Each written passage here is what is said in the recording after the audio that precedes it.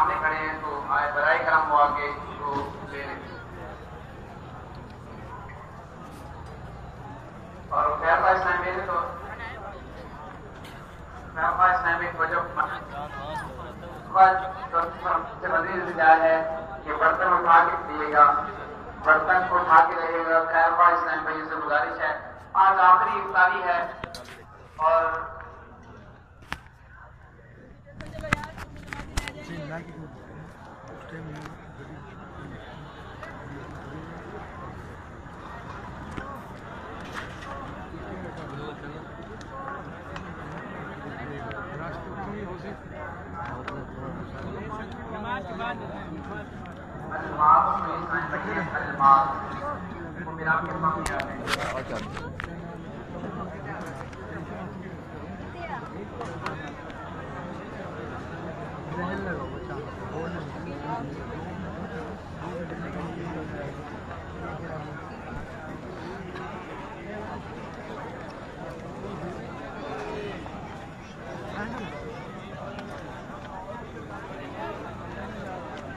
टांगों को जम गए, दुआ करो।